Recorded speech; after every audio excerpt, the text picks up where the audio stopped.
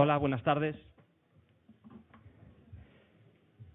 Como os decía Xavier, hay algunos sitios libres, pocos, pero ahora yo creo que en cuestión de menos de 5 minutos van a poner sillas por los laterales, como sucede algunas veces, para que podáis estar todos sentados y que no os tengáis que estar ahí detrás incómodos viendo la sesión desde el final.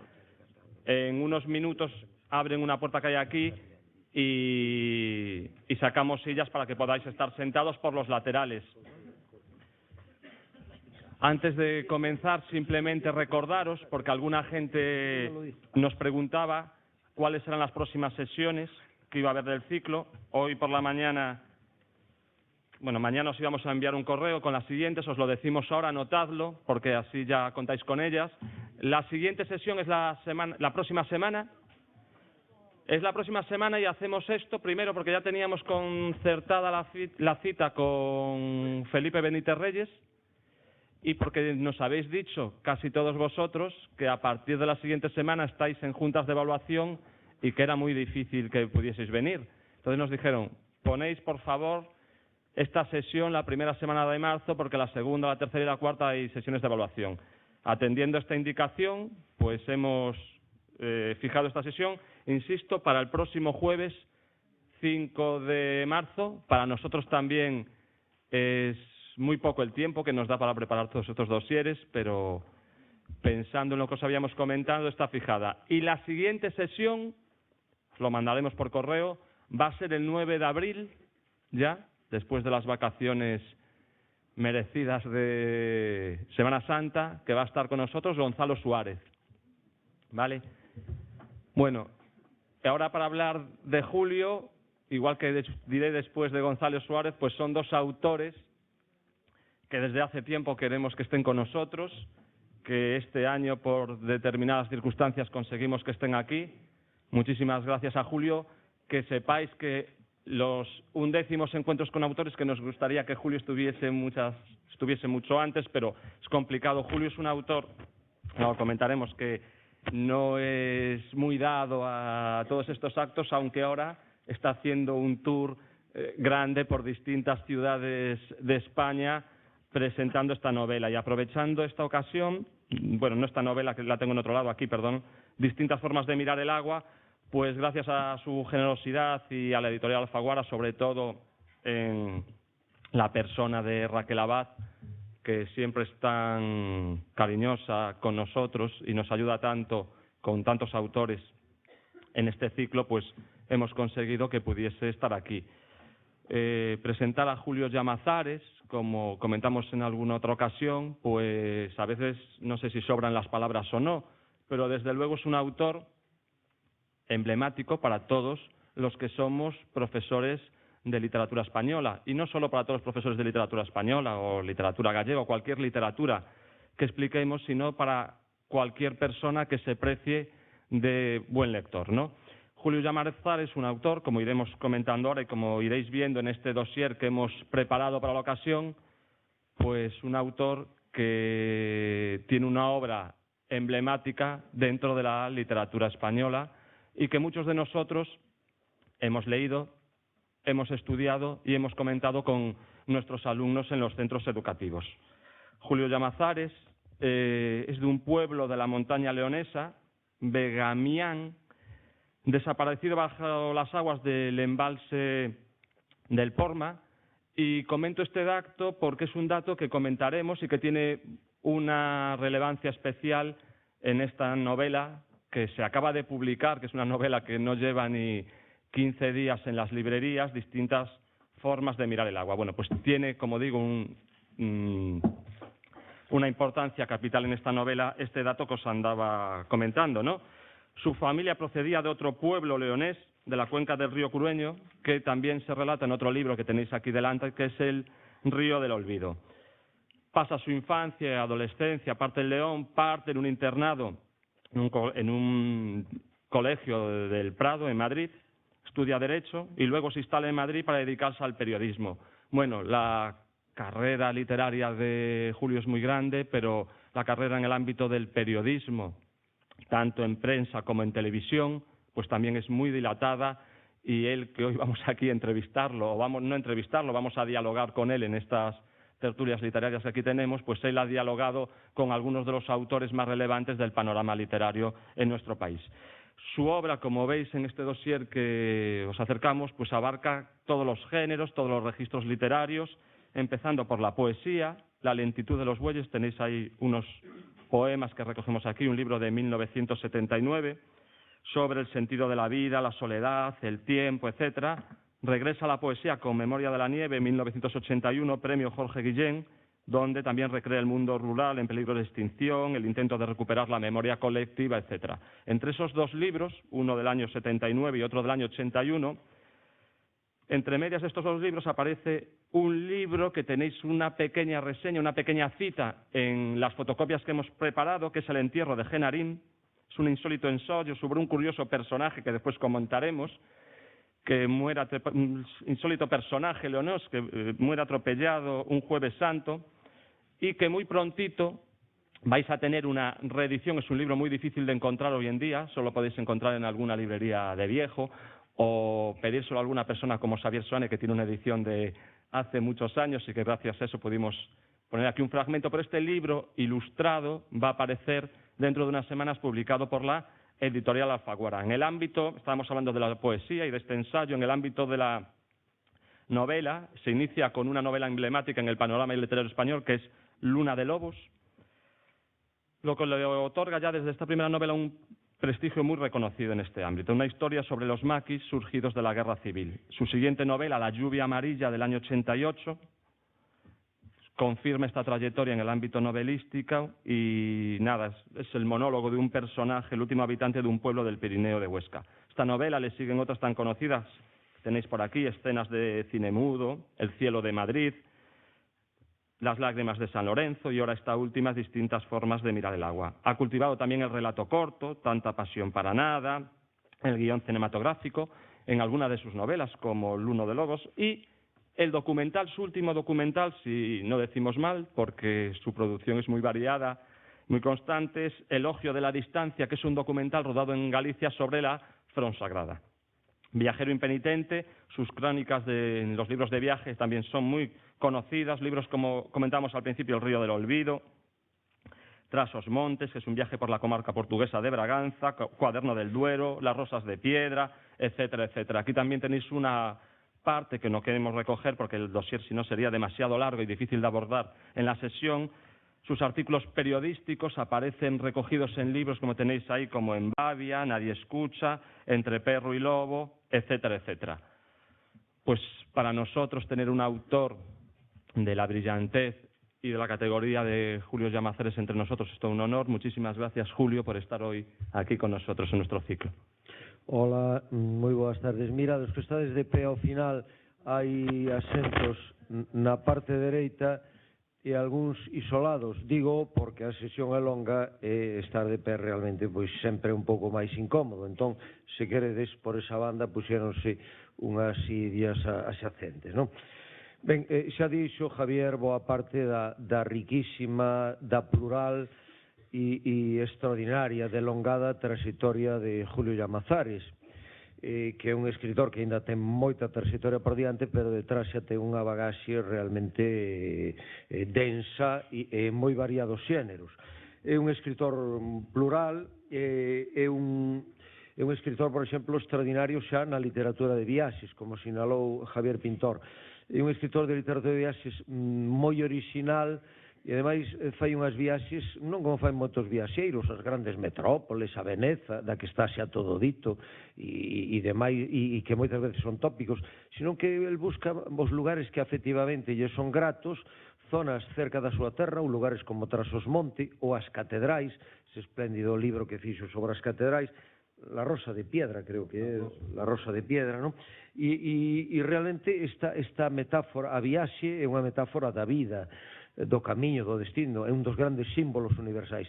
El obtén moito disto, escribe con moita originalidade, estrutura moi ben os seus ensaios de viaxes e dentro desa originalidade construe moi ben cada peza, cada momento dos lugares. E non só se fixa no máis relevante, no que se fixaría calquera turista convencional ou apampado, abraiado, que va a ver a catedral ou o concello de tal sitio, sino que eu creo que na literatura de viaxes del é moi interesante porque se fixan nos personaxes que ninguén se fixaría. É dicir, entrar nunha berbería a que o afeite e falar dos personaxes que está ali. Entrar nunha ferretaría destas bellas que aparece unha muller ali que vende cazolas e cousas e tal. É dicir, aparece un tipo de viaxeiro que ele con outra mirada, unha mirada moi interesante e unha mirada que ademais lle outorga moito aos povos, aos lugares esquecidos, ás paisaxes. Ele outorgalle moita presenza a paisaxe, quizáis porque ele é un home tamén que ven das paisaxes. Entón, todo ese mundo das tendas de antes, o que vai tamén caducando, recreao moi ben. E logo, con unha gran ironía, que é unha das claves do seu mundo. É un autor que tamén agora está máis esquecido como tal, porque empezou sendo un poeta importante e poderoso, é dicir, ele empezou publicando estes libros Memoria de la Nieve, antes primeiro o de los bueyes, La lentitud de los bueyes e Memoria de la Nieve, e realmente son dous libros que xa o situaron no panorama español. De feito, se un colle as antoloxías que se publicaron neses anos, fin dos 70, 80, 90 en España, aparece entre os poetas que estaban innovando, sempre aparece Julio Llamazares. Incluso había un libro que era aquel de Julio López sobre la nueva épica española, que aparecía aí recollido como un dos 5 ou 6 autores que estaban innovando a poesía e que ademais o facían con elementos tamén épicos. Quero dicir que el logo pasou a narrativa a que el transportou a bagaxe que el traía do seu ámbito poético, pero que el como poeta é un poeta relevante. Nós non sabemos se na súa cociña persoal ten inéditos, supoñemos que os terá ou non de poesía, pero realmente foron libros que impactaron moito no seu momento, que gustaron moito e que son libros que realmente o que non os teña lido recomendamos. Ademais, é un autor, nos seus libros de poemas, aí temos un par de poemas del, é unha poesía salmodiante, unha poesía de longo alento.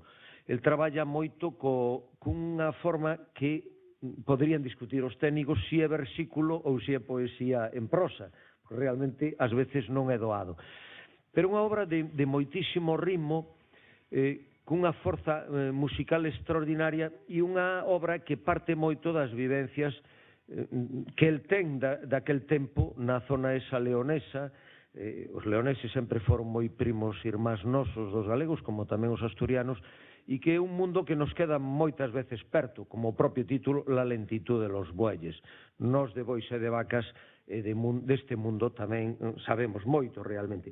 Pero é unha poesía que tendo unha temática un pouco como de sempre, ten un rexistro moi moderno, é dicir, el ten connotacións tanto impresionistas, entre comillas, como simbolistas, eu creo que manexan moitos símbolos, coñece moi ben o surrealismo, coñece autores como Rimbaud, autores visionarios, e incluso Trakl, que el, nalgúna das súas poéticas reflexións, chega a citar a este gran poeta austríaco, e realmente sí, vese que ese mundo que el de alguma maneira masizaba, porque el creaba unha maxia a partir daqueles mundos que eu decía de Austria, pois tamén de alguma maneira este mundo está nel. Hai unha dimensión tamén profética e social na súa obra, é dicir que é unha poesía moi interesante que tamén pode conectar co grupo leonés e con a moneda de alguma maneira. Ten un mundo temático moi personal, esa zona de León, que el tamén coñece das súas vivencias persoais, e entón todo ese mundo de leonés, que ademais en León realmente hai unha potencia creativa literaria impresionante, non? É dicir, por aquí xa pasou tamén Mestre, pensemos nunha moneda, na poesía, pensemos a época de Vitoriano Cremer e a poesía social toda española da posguerra, pensemos en narradores actuais como Merino, como Mateo Díaz, obviamente aquí temos un dos grandes, non? Etcétera, etcétera. Non sei se Raúl Guerra Garrido era tamén leonés ou simplemente que ambienta ali algunha novela. Era leonés, non? Tamén. Sí, sí. É dicir, claro, é dicir que aí hai un de Cacabelos, é dicir, aí hai unha potencia narrativa e poética actual extraordinaria no que podíamos chamar a escola, poñéndonos moi académicos, leonesa. E depois como narrador, que é o que é máis coñecido, aínda que el se incursionou no cine e é moi bon no articulismo no ámbito da prensa, e de feito ten recollidas varias compilacións de artigos. É un home que na narrativa é como se fose lento, non? El dalle bastante alento narrativo entre novela e novela, é como se lle demandase a novela un crecemento orgánico, non vai, digamos, coas demandas editoriais e do mercado. Entón, entre algunhas novelas e outras hai realmente bastante período. Na súa narrativa hai moitos elementos persoais, vividos, autobiográficos a mellor entre comillas en ocasións, e aparecen unha dimensión intuitiva. Eu creo que ele é un narrador moi intuitivo, moi instintivo, dame a sensación, quizás por iso empezou sendo poeta, que lle dá outorga moita trascendencia ao subconsciente, que ao mellor non é tan subconsciente como pensamos, e entón a todo emocional outorgalle gran trascendencia, pero emocional metido, casado co reflexivo. De feito, a ciencia últimamente está demostrando que as emocións ás veces son máis racionais do que parecen e viceversa. Logo tamén un home moi interesante no manexo do humor e da ironía en todas as súas obras. Canto a temática, a él si ten cualificado moitas veces como un autor rural, aínda que tamén ten novelas urbanas, pero eu teño a sensación de que é unha situación incompleta, moi parcial, moi falsificadora de alguna maneira ou reductora. Eu creo que no fondo el parta do rural ou do urbano, a min dá má sensación de que el o que lle interesan son os temas eternos. E quizáis por iso procede da poesía, e a poesía se di que sempre leva tratando os temas eternos, non? Entón, nel, por exemplo, o binomio vida-morte é dunha trascendencia absoluta na súa obra, o destino, o tempo, as perdas, o mundo da perda, do elexíaco, do perdido. Incluso el, que naceu nun pobo que desapareceu, e disto podemos falar logo, esa metáfora dese mundo mergullado que desaparece, pois quizáis teña incidido, pero todo o mundo das perdas, tanto na vida como do que se perde, de enraizamento, eu creo que está moi presente. A memoria. Un tema que creo que é moi importante é as relacións, os lazos persoais, vitais, entre as persoas, pero tamén co espazo, co locus no que estas persoas viviron. O tema da felicidade penso que é moi importante, a soidade, o infortunio, incluso o fatalismo, eu creo que é un tema tamén moi presente na súa obra. E hai un binomio que é o da arraigo, desarraigo, que eu penso que é dos temas máis interesantes nel, unido ao tema da aculturación. Claro, estas persoas que se trasladan a outro lugar, unhas veces porque desexan, outros porque son obrigadas, porque lles mergullan a casa, pois aí se produce un problema de aculturación brutal e de transterramento. E realmente os galegos, por desgraza, históricamente disto sabemos moito, polo elevado grau, dramático grau de emigración que sempre tivemos. Entón, o sentimento de baleiro, de destrucción, de transterramento, de desarraigo, eu creo que é un tema que está moi presente xa en moitos momentos. Creo que tamén o tema do heroísmo e dese fatalismo que dicía están presentes, son vidas normais, cotiáns, de xente anónima, non grandes figuras, pero que realmente hai unha heroicidade no enfrontamento co destino, porque moitas veces se teñen que renovar absolutamente pola destrucción ao ecosistema ou a vida conduce ás súas vidas. Eu creo que Llamazares obtén moita da súa inspiración no real, pero que logo a transforma cun elevado grau de imaginación. O sea, eu creo que el parte do real, e de feito esta última obra que tamén imos comentar, parte de feitos reais, de feitos que el coñece, pero logo hai un alto grau de imaginación e hai como unha narración moi nua, sobre todo nesta última obra, destes feitos. Eu creo que o feito de ter nacido como poeta ou empezar como poeta marca moito tamén ese alento poético, lírico e o sentido dramático e a moi forte, marcada e dura visión existencial que se ve moitas veces nas súas obras, xa desde La lluvia amarilla, Luna de lobos, ao momento último. E creo que esa presenza, esa forza poética se une ao épico, como na poesía. Entón, así como na súa poesía, e logo podíamos falar da complexidade que é definir o concepto de épica no momento contemporáneo, porque a épica antiga era o Cid saindo coas súas mesnadas, ou valorábase a Aquiles e valorábase a los chicos de la película, por dicirlo de alguma maneira, pero a épica contemporánea é máis da masa social, da colectividade e do heroe anónimo. Entón, iso, ao mellor, podía ser un tema interesante a explorar. Pero creo que algo de épica ten Luna de Lobos, non? Estes maquis desesperados, en situación límite, con esas vidas. Esa obra espléndida, de aquí hai unha espléndida película. La lluvia amarilla, non? Este home que se queda só a vivir nun pobo solitario, que é unha obra moi coñecida e moi valorada del e extraordinaria, da que podemos falar. Eu creo que incluso en el entierro de Genarín hai elementos épicos, sabendo tamén moito esperpento, moito humor e moita picaresca, non? E logo, xa, para rematar, e falando un pouco desta obra, que despois podemos analizar con máis calma, distintas formas de mirar el agua, obviamente a auga está moi presente nel. El naceu nun pobo que foi mergullado por un pantano, coñece moito ese mundo e aparece esa temática en algúns momentos da súa obra.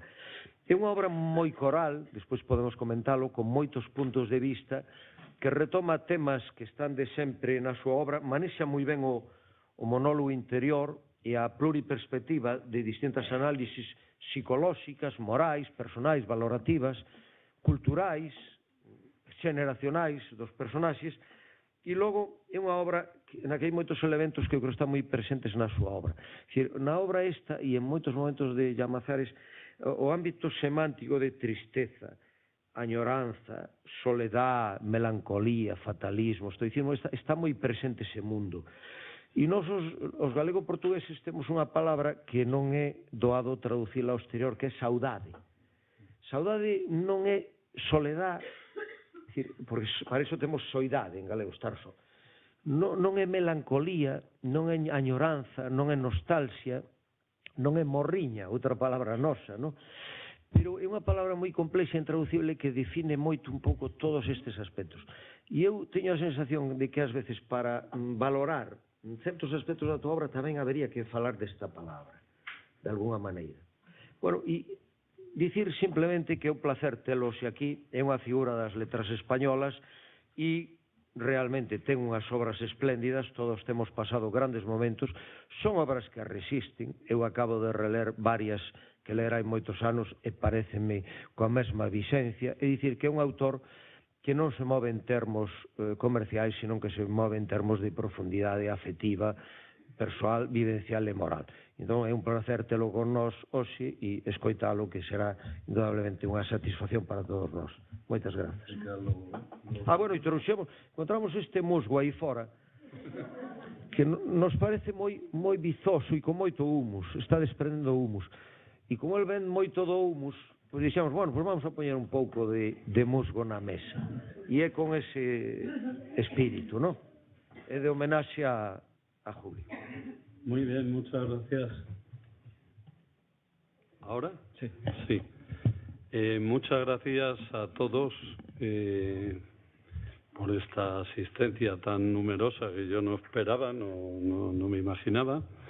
Y gracias a ellos por invitarme y por estar aquí conmigo y por estas palabras de presentación que yo escucho, sin ninguna falsa modestia lo digo, como si hablaran de otro, porque a todos nos gusta que nos alaben y que nos halaguen, pero cuando hablan de ti como de un autor ya de los libros, tengo la sensación de cuando yo estudiaba y hablaban de un autor y que no era yo. Pues esta misma sensación tengo un poco yendo a hablar de mí en estos términos. Agradezco mucho estas dos presentaciones y voy a tratar de estar un poco a la altura, aunque lo dudo. Creo que la mayor parte son profesores de lengua y literatura, ¿no? Pues voy a contar hay de todo, pero a mayoría la sí. Mayoría sí. Hay de mate, hay de física, hay de historia, hay de inglés, de francés, sí, y hay gente que no gente de fora, y hay gente normal también. Sí. También normal, sí. Eso está bien apreciado, eso es normal, sí. Es que cuando alguna vez voy a algún instituto, que es el público más difícil, como sabéis los profesores, porque los chavales primero su interés por la lectura y por la literatura no es su primer interés en la vida, lógicamente. Y luego que además siempre están como cuando llega un escritor, supongo yo, después están esperando a alguien que les va a dar un sermón, a dar la brasa, que dicen ellos, en torno a lo importante que es leer, que es la literatura. Y yo, para rebajar un poco la dosis, y lo voy a hacer otra vez, voy a contar una anécdota para situarme ante ustedes, sobre todo ante los profesores de lengua y literatura. Hace ya bastantes años, una vez, yo vivo en Madrid, soy leonés, como aquí ha quedado repetido varias veces, y una vez por una cuestión profesional de un reportaje que me encargaron hacer para el periódico El País, fui a León, y un viaje que no tenía previsto ir, ni avisé, porque entonces no había móviles. Hablo de la época anterior al móvil, que parece la prehistoria, y era hace 15 años o poco más.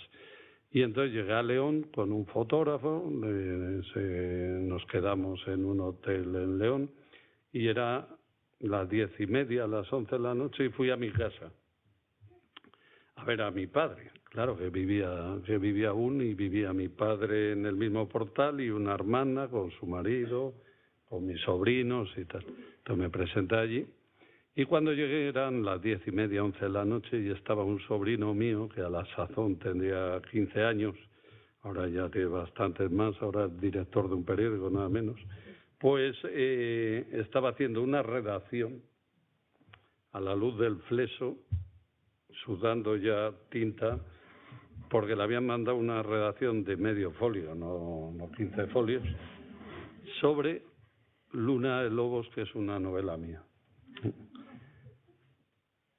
Para mayor desgracia de mi sobrino, a él le repartían los temas para que no hicieran el mismo trabajo, y a él uno le tocaría pues la estructura, otro los personajes, otro el tiempo narrativo, esas cosas que se estudian y se enseñan. Y a él había tocado nada más y nada menos que la personalidad del autor a través de la novela. El autor, para mi sobrino, era un tío suyo que de vez en cuando vivía en Madrid, y cuando aparecía le daba la propina. Más allá de eso, la personalidad del autor le queda muy lejos. Bueno, ya el hombre me dio tanta pena, porque debía llevar 1 hora y llevaba 1,5 líneas, en la que decía que tenía recuerdos. Dice, tiene un perro, era lo que decía, que no se deduce de la novela. Bueno, y entonces ya me dio tanta pena que le hice yo el medio folio. Y nos dieron un 5. Es decir, yo, hablando de mí mismo, no conseguí sacar más de un 5 en la clase de lengua y literatura. La profesora, claro, no sabía ni que mi sobrino era sobrino mío, ni que yo había hecho el trabajo. Y seguramente la profesora tenía toda la razón. Esto se lo digo a los chavales de los institutos, porque una cosa es escribir y otra cosa es teorizar o reflexionar o pensar sobre la literatura. Yo, como tú decías bien en la presentación, pertenezco a ese tipo de escritores que escribimos más desde la intuición, desde el instinto, que desde la reflexión teórica, porque yo no estudié literatura más que en bachiller, luego estudié Derecho, nada que ver con la literatura, y, hombre, con los años uno tiene ya oficios, sabe las armas del oficio, aprende ciertas técnicas y ciertas cosas, pero yo sé muy poco de literatura. Toda esta anécdota era para decirles a ustedes que puedo contar cosas de la trastienda de las novelas, de por qué escribo esto, por qué no escribo esto, cómo se me ocurre, pero desde el punto de vista teórico no esperen grandes cosas de mí, porque no sacaría más de un 5 si me examinaran ustedes. Por lo tanto, hecha la precisión, estoy a su disposición y a vuestra disposición para hablar de lo que os parezca de mis libros o lo que queráis. Sí, mira, precisamente tu padre era maestro, tengo entendido, ¿no? Era, sí, o sea que era del gremio, ¿no? Ahora, una cosa que a nosotros nos interesa mucho y nos ilumina muchas veces y tenemos verdadero interés es por saber siempre un poco también, digamos, la educación sentimental y la la formación del escritor y también cómo descubre un poco su vocación. Es decir, tú eres una persona hija de un maestro, un chaval hijo de un maestro, en la zona leonesa, y de repente, bueno, pues apareces siendo un escritor. Y entonces era un poco interesarnos por cómo son esos inicios, cómo descubres tú ese mundo, cómo va surgiendo y cómo acaba pues siendo tu vida, el proyecto realmente de tu vida. Yo creo que es muy importante lo que tú dices de la figura del maestro. De hecho, he observado que hay muchos escritores, por curiosidad lo he observado, sobre todo los que venimos del mundo rural, no de las ciudades, donde el acceso al libro, por ejemplo, en aquellos años, en mi época, era más fácil, no es que hubiera, por más que no hubiera un ambiente muy literario, muy cultural, pero en los pueblos de España, claro, es que nos olvidamos de dónde venimos, en los pueblos de España prácticamente no había libros.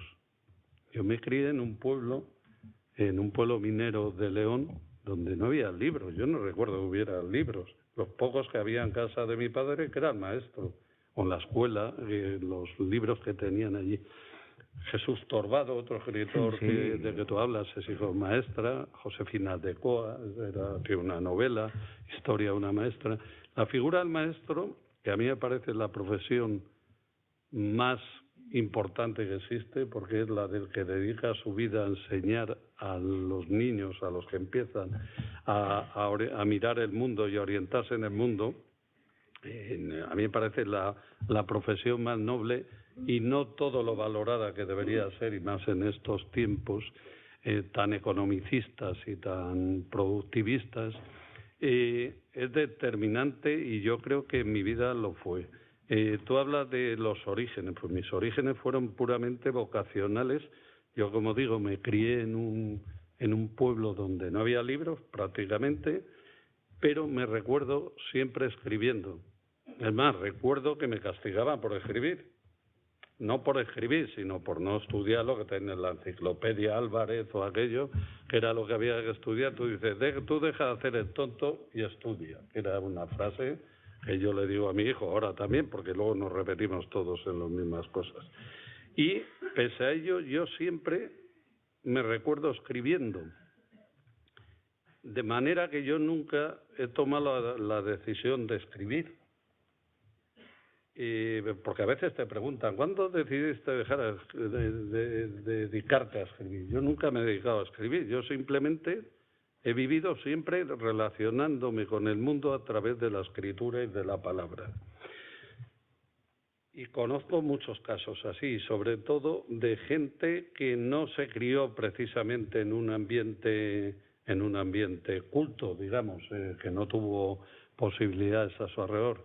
Y yo todo lo que he aprendido en la vida lo he aprendido de la gente con la que he vivido, gente generalmente muy humilde, gente generalmente muy poco cultivada, pero muy culta, porque no nos engañemos, la cultura no la acumulación de conocimientos, la cultura la capacidad de relacionarte con el medio en el que vives. Y yo conozco gente que no sabe leer y escribir y es cultísima porque sabe cómo se llama cada tipo de nube, cada árbol, cada montaña, cada término del terreno, cada pero de no sé qué o cada instrumento de no sé cuál, y conozco mucha gente con 3 carreras universitarias que son unos auténticos burros, incluidos algunos escritores y muchos profesores. Porque la información no es el conocimiento, la cultura es la capacidad de relacionarte de adaptarte al medio de una manera inteligente y de relacionarte con los demás. Eso es la cultura, que favorece, por supuesto, conocimiento, por supuesto, la lectura, por supuesto, cualquier tipo de enriquecimiento que te proporcione cualquiera de las artes o de los viajes o de la vida en general. Yo creo que hay 2 tipos, por tanto, de escritores, que son los que escriben. No hablo de mejores ni peores. Hablo de los que escriben, o los que ahí me incluyo, me vais a permitir, los que escribimos para pasar la vida y los que escriben para pasar el rato. Es decir, aquellos para los que la literatura es un fin en sí mismo y aquellos para los que la literatura es un oficio, un medio para conseguir no sé qué objetivos, porque es que el mundo del escritor ha variado mucho. Hace 40 años, hace 30 o 40 años, el escritor era un personaje socialmente marginal. Era el bohemio, el pobre hombre.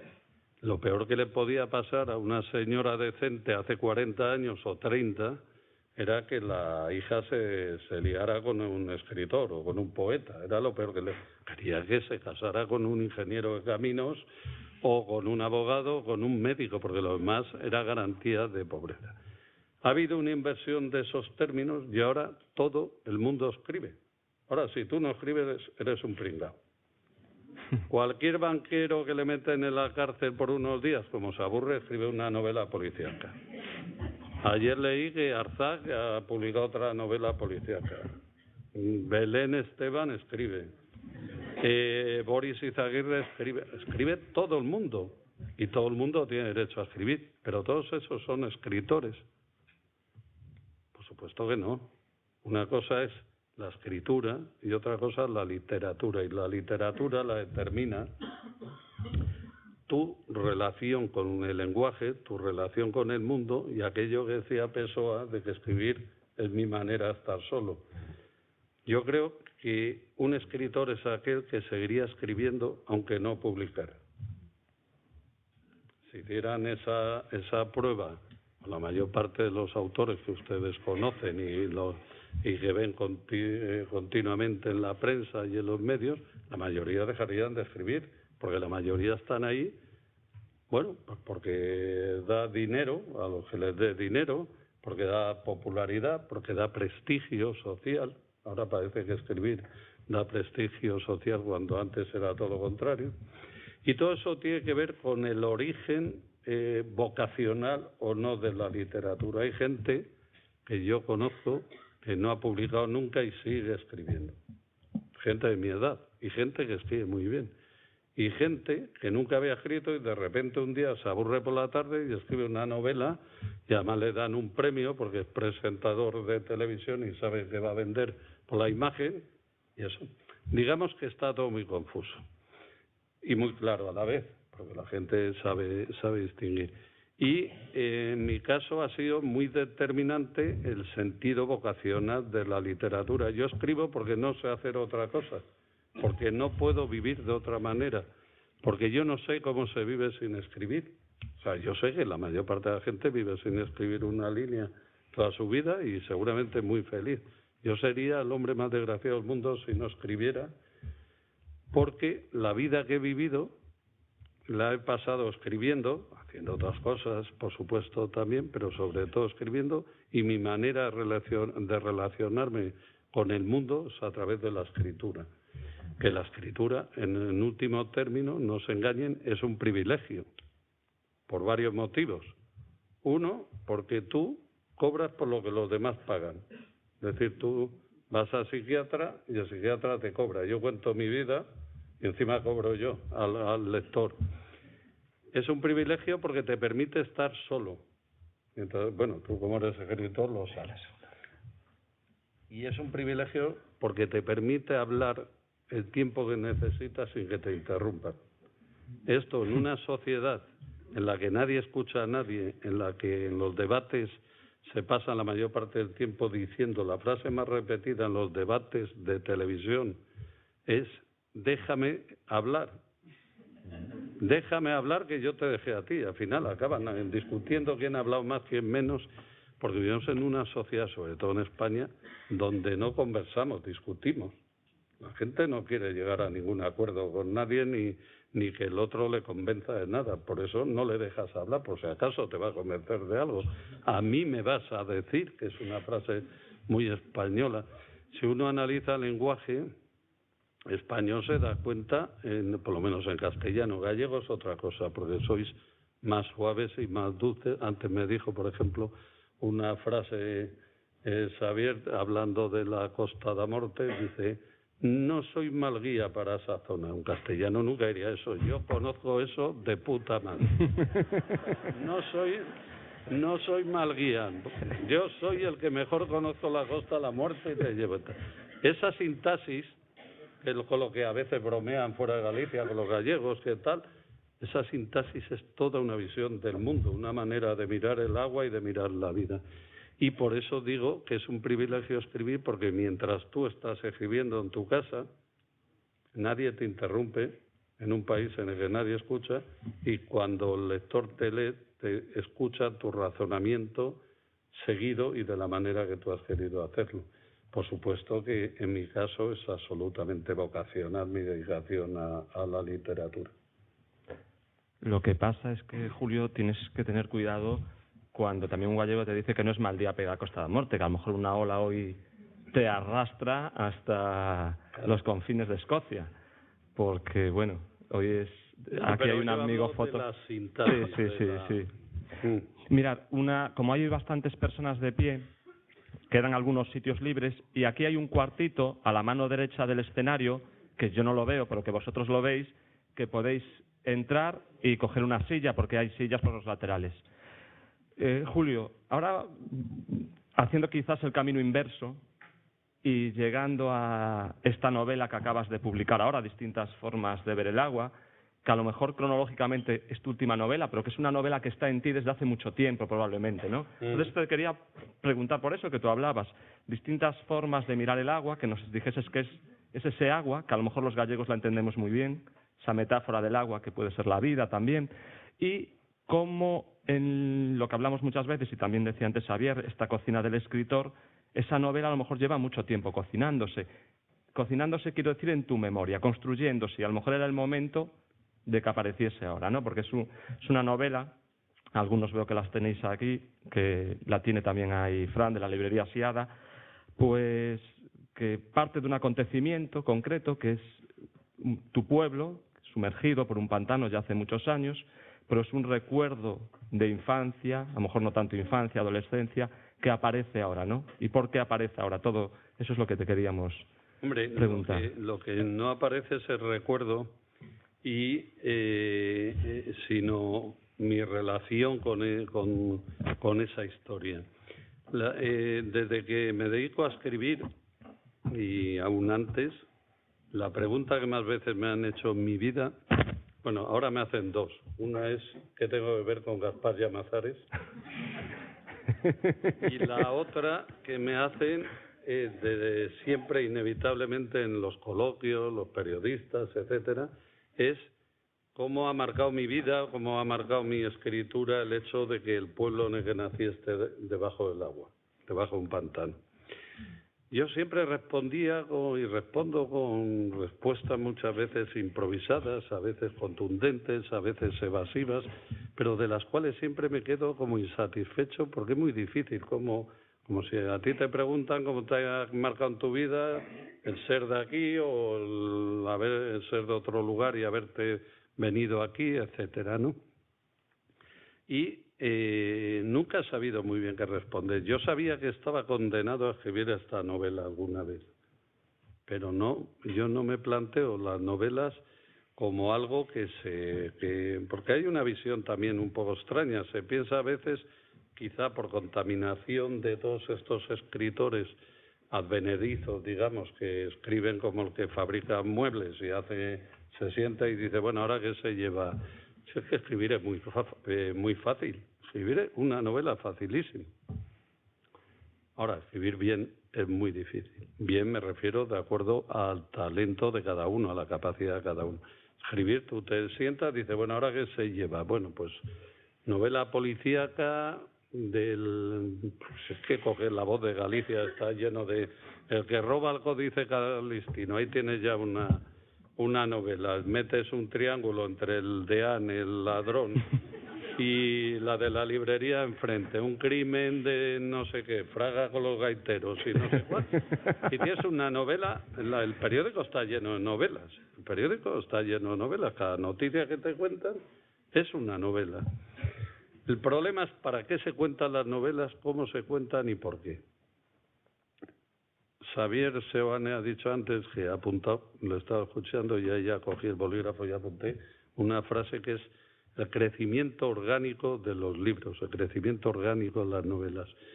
Yo, como no soy escritor profesional, que me dedique que me dedique exclusivamente a la literatura, yo no salgo al encuentro de las novelas, no me siento y empiezo a pensar, ahora termino una novela y a lo mejor estoy 2 años sin escribir nada. Yo concibo, por poner un ejemplo, una novela como un tumor que se te va formando en la conciencia hasta que un día explota y da a la luz, como los volcanes, un río en lava que se convierte en una novela. De hecho, voy a hacer 60 años el mes que viene y esta es mi 6ª novela. No he escrito demasiadas. Y no he escrito demasiadas porque escribo las novelas que creo que tengo que escribir y que me pide el cuerpo y que me pide el alma. Entonces hay algunas que de repente se te aparecen. Yo esta última novela, que es la novela de mi vida, seguramente la novela que algún día tenía, digo la novela de mi vida, porque no porque sea la más importante ni la menos importante, sino porque en algún momento sabía que acabaría escribiendo esa novela. Pero se me cruzó en el camino justo cuando pensaba retomar el libro de las catedrales de que tú hablabas, después de haber publicado la novela anterior, Las lágrimas de San Lorenzo, y un día me puse a hacer un ejercicio de estilo y a contar una anécdota que me contaron y así surgió Luna de Lobos. Yo nunca pensé escribir una novela, había escrito poesía y pensaba escribir poesía toda mi vida. Y un día me puse a contar por escrito, a modo de cuento, una de las historias que me contaban cuando era niño sobre los hombres del monte, como llamaban en mi tierra, porque los maquis vino luego, y aquello empezó como a fermentar, como si hubiera abierto la espita de una cuba de vino y empezó a salir vino y salió toda la novela. Pues esta igual. Esta novela se ha ido formando, este tumor, digamos, sentimental en mi conciencia desde que tengo uso de razón. Yo nací en un pueblo que está debajo del agua por casualidad, porque mi padre estaba de maestro de escuela en este pueblo que se llamaba Begamián. Con 2 años, además, me fui, porque mi padre y mi familia, cuando empezaron las obras, se fueron a otro pueblo muy cercano, geográficamente, pero muy distinto socialmente, en un pueblo minero de la montaña de León también. El pueblo y todos los otros pueblos que sumergieron conjuntamente desaparecieron cuando yo tenía 13 años, con lo cual no tengo casi recuerdos de mi pueblo. Tengo recuerdos muy vaporosos de ir con mi familia en verano, algún verano de visita, a ver a los amigos que habían dejado allí, pero no tengo prácticamente recuerdos. Y ni siquiera tenía conciencia de ser de aquel lugar, hasta que fue pasando el tiempo. Pero hubo algo que me hizo tomar conciencia de golpe, hubo una serie de circunstancias. Te vas haciendo mayor y cada vez que te preguntan, y que pone Julio Llamazares nació en el desaparecido, y te preguntan, y mucha gente le parece muy curioso, incluso hay gente, que no nos extrañemos, de esto hablamos luego si queréis, que se entera de repente que hay pueblos debajo de los pantanos, pero gente no estoy exagerando, en un curso de verano de la Universidad de Carlos III, que todos eran licenciados en filología, después de hablar de esto, se me acercaron 2 chicas y me preguntaron, pero ¿y eso de que cómo es que en el pueblo que nació, cómo es que está bajo el agua? Digo, pues que está debajo de un pantano. ¿Pero cómo va a estar debajo del agua? Digo, hombre, cuando nací yo no estaba debajo del agua. Y de repente me di cuenta de que 2 chicas licenciadas en filología de 27, 28 años no tenían ni puñetera idea que debajo de los pantanos había pueblos. Porque es que en España ignoramos muchas cosas, a veces por comodidad y a veces por ignorancia o por pasotismo, ¿no? Entonces, bueno, yo seguí viviendo, me fui de mi tierra además a estudiar a Madrid y el bachiller y tal, y poco a poco yo empecé a tomar conciencia de aquello, sobre todo escuchando las conversaciones de mi padre, de mi madre, con amigos que eran de aquellos pueblos que habían sido desterrados por los pueblos. Yo fui tomando conciencia de mi pequeña patria de esa manera, por historias que contaban de gente que nunca superó la fractura sentimental de ser desterrado de sus lugares de origen, de gente que luego vivía en la ciudad, en León, y que eran amigos de mi padre y que hablaban mucho y siempre estaban hablando de lo que habían perdido, ¿no? No económicamente, sino moral y sentimentalmente. La primera vez que yo vi mi pueblo, tenía 28 años, yo. El pueblo llevaba bajo el agua 17 años, me parece, y lo que vi fue el cadáver de mi pueblo, porque vaciaron el embalse y entonces aparecieron las ruinas de los pueblos que había debajo del embalse. Esa fue la primera visión. Es como si alguien, la primera vez que ve a su padre o que ve a su madre, lo que ve son los restos cuando los desentierran por la razón que sea. Estuve en el pueblo, estuve en la casa, porque eran casas de piedra en la montaña, y algunas seguían de pie, otras estaban en ruinas. Había un tejado, recuerdo, un armazón de madera, un tejado que se había echado a navegar y en lugar de la casa tapaba una calle. Era todo un paisaje fantasmagórico y surrealista. No hay, claro, por supuesto, no hay color, es todo de color ocre, lodo, todo cuarteado, te hundías. No hay sonido, porque no hay árboles, luego no hay pájaros, no hay vida. Es el paisaje del fin del mundo, del día después de... Así conocí yo mi pueblo, así entré en la escuela de mi padre, todavía estaba el encerado en la pared, y de hecho se habían dejado, como que lo cuento yo en la novela, aprovecho esa anécdota, se dejaban los vecinos que venían a ver las ruinas de sus antiguos pueblos desde donde vivían, y aquí estuvieron los de la casa tal, mandamos recuerdos para todos nuestros vecinos, aquí estuvieron tal, y estuve en la vivienda arriba donde yo nací, no recordaba nada, por supuesto, pero llena de lodo y con truchas muertas que habían quedado presas. Así conocí yo mi pueblo. Eso evidentemente te impacta y te marca y te queda como una sombra para siempre, no sin ánimo de mitificar ni de dramatizar. Esa visión coincidió además con una circunstancia histórica que fue en los años 80, estoy hablando de la época de la movida, cuando Alaska quería ser un bote de Colón y salir en la televisión, y España era muy moderna y muy posmoderna y todo era muy divertido. Y la vida, sin embargo, seguía por otro lado. Coincidió esa visión prácticamente a continuación con algo que a mí me hizo tomar mucha más conciencia y que me permitió expresar lo que cuando cerraron el pantano de Begamian yo no pude expresar porque no era consciente, simplemente.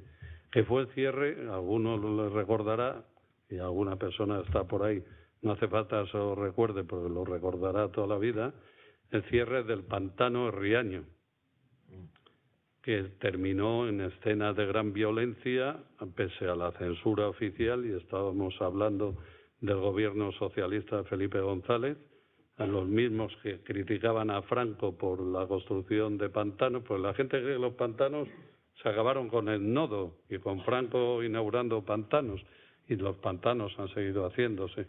Y en Riaño se acabó con escenas de gran violencia, como cuando los israelíes entran en Gaza con máquinas derribando las casas.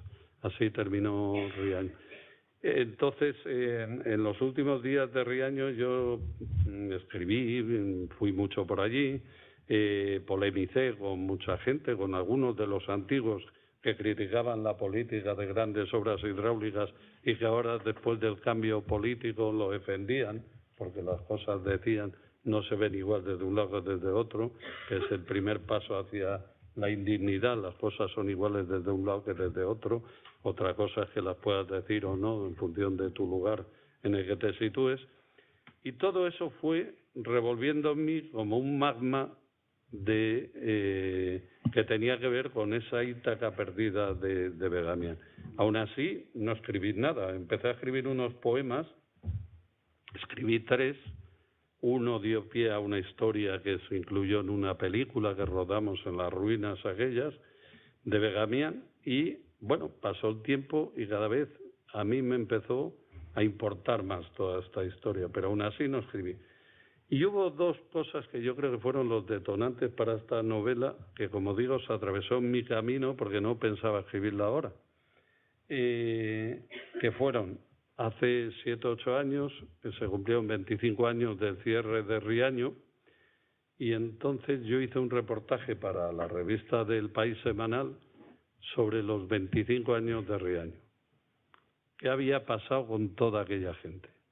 Porque claro, los pantanos se inauguran, salía Franco, salía que fuera, luego ya no los inauguran porque les da mucho apuro, pero nadie se para a pensar y de toda aquella gente que pasó, de todos aquellos desterrados como los judíos en su día, ¿qué fue de ellos? ¿Dónde fueron a parar? Yo lo sabía porque le he seguido muy en contacto con mucha gente y porque muchos se siguen reuniendo y volviendo al borde de los pantanos, no el mío, a todos los que hay por todos los lugares del país.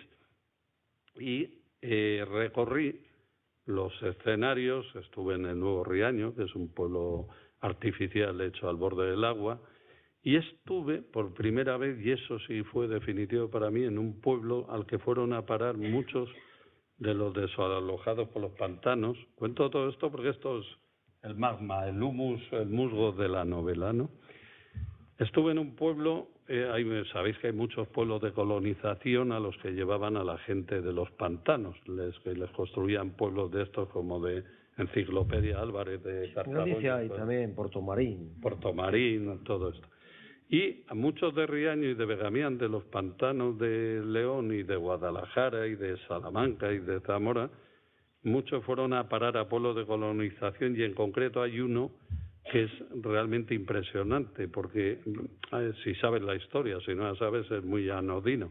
Es en la llanura de Tierra de Campos, a 14 kilómetros de Palencia, lo que era una laguna desecada. Miraros la paradoja, en un lugar lo inundan y en otro desecan una laguna para construir un pueblo y dejar las tierras y pues repartir las tierras para la gente que venía desterrado de pantano, ¿no? Y fue como conocí yo ese pueblo que se llama Cascón de la Nava.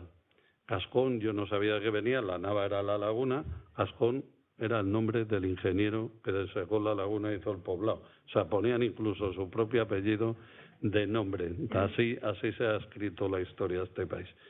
Y ahí vive mucha gente desalojada de los pantanos. Y hablando con ellos para ese reportaje, pues me contaron muchas cosas que a mí ya me acabaron de remover, porque era la segunda parte, la que nunca se cuenta, la que está en esta novela junto con la otra, que es qué fue de toda esa gente. Entonces, de aquellas historias que me contaron, hubo 2 o 3 que a mí me impactaron y una fue la que empecé a escribir, que no son grandes historias, digamos argumentalmente, pero sí moral y sentimentalmente. Por ejemplo, me contaba un hombre de allí, que fue de niño, de una aldea cerca de Riaño, de La Puerta, que lo primero que tuvieron que aprender fue a mirar, porque era gente de las montañas, les ponen en la llanura infinita de Tierra de Campos, porque aquello sí que no hay ni horizonte, los dejan allí. Me contaba que su padre, a veces, cuando eran pequeños, cuando los primeros años, iban a buscar las fincas en el tractor o en el carro, en lo que fueran, y se desesperaba, pues no las encontraba, porque dice, claro, yo en La Puerta, en Riaño, mi padre salía, veía el pico Yordas, el pico no sé cuál y tal, y ya sabía dónde estaban, ¿no?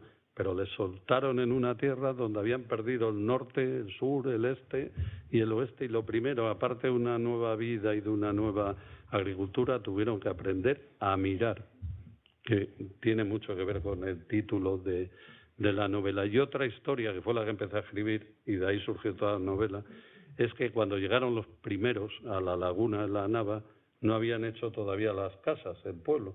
Entonces los alojaron en barracones de madera, igual que a los judíos en los campos de concentración. Y cuando llovía mucho, como era el lecho de una laguna que todavía no estaba bien drenada, afloraba el agua y había gente que dormía con la mano colgando la cama para que si subía mucho el agua despertarse con el agua y salir huyendo, salir corriendo. Bueno, esas pequeñas, grandes historias son las que a mí me remueven y me hacen que escriba esta novela o cualquier otra novela. Luego hubo otra chispa, porque al final hay unas chispas, una detonante que hace que se incendie todo ese volcán o ese tumor de lava que es una novela para mí, que fue, poco tiempo después de aquello, fui a dar me encargaron, estas cosas que te pasan en la vida, la conferencia inaugural, que diera la conferencia inaugural de un congreso sobre el agua en San Sebastián, un congreso científico, no que yo no tengo nada que ver, pero es que se da la casualidad de que el hombre que hizo la presa de Begamián, que sepultó el pueblo, el valle donde yo nací, era Juan Benet, un escritor de los importantes del siglo XX español. Y yo con Juan Benet, con el tiempo yo tendría una relación un poco rara, un poco extraña, que he contado algunas veces, y me pidieron que hablara de esa relación en torno al agua entre Juan Benet y yo. Bueno, todos esos detonantes fueron los que, tras acabar esa novela, yo pensaba seguir con otro proyecto que tengo a medias, el de las catedrales, que no he terminado aún, se me cruzara en el camino y así la escribí, y la escribí, os puedo decir, como si me la dictaran, porque cuando tú llevas algo ya tan masticado, la sensación que yo tuve fue que de repente, es como cuando estás escribiendo mucho tiempo y no ves nada físico y un día le das a la tecla imprimir y salen 40 folios o 80, ¿no? Esa sensación he tenido yo en esa novela. Bueno, quizá me he enrollado mucho, pero no, ha sido contaros cómo concibo yo esta novela y todas las novelas. Sí, mira, que incluso hay algún momento que hablas que algunos llevaban las llaves, como los judíos sefardíes, ¿no?, aquí en España cuando fueron expulsados. Mira, claro, hablar de una novela que además acabas de sacar siempre es complicado, porque una novela es bueno no saber mucho de ella y sobre todo el argumento antes de leerla, ¿no? Y a ver si lográsemos no transgredir ese umbral para los que quieran leer.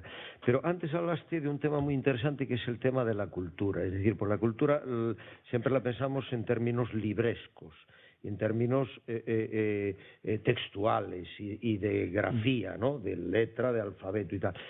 Y hiciste una defensa que hay un fragmento de esta obra que podíamos leer, que está precisamente en el folio 2, que es muy interesante en este sentido, porque hay un personaje que parece como que si va a ser el tonto, el menos listo, y resulta que tiene una profundidad que cuando llegas ahí te deslumbra.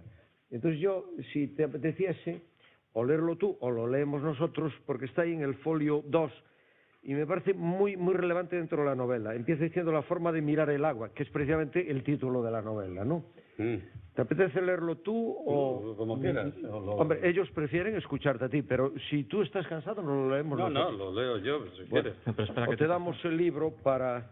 Está en la 100... Para que lo veas mejor, 175. Es que la letra está porque muy queda un pequeña. poco pequeño. Ya con esa letra no aquí llego. está, yo creo que sí. Aquí la forma de mirar el agua me la enseñó.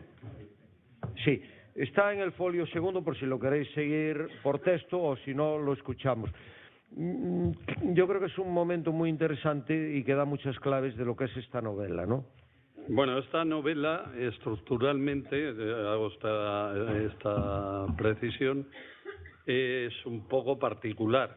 O sea, no tiene una linealidad como las novelas tradicionales, sino que son 16 personajes que van a tirar las cenizas del abuelo. Como no hay nada que desvelar, no hay crímenes, no hay nada de esto, van a tirar las cenizas del abuelo al pantano y es lo que piensa. Cada capítulo es el flujo de la conciencia de cada personaje familiar, incluso de algunos añadidos, mientras llegan, caminan a la orilla, tiran las cenizas y unas flores y se van. Esa es la acción de la novela. Y cada capítulo es lo que piensa la abuela, la mujer del muerto, que vivió toda la experiencia del pantano, los hijos, que cada uno se ha ido por un lado, las nueras, los yernos, los nietos, la novia del nieto, en fin.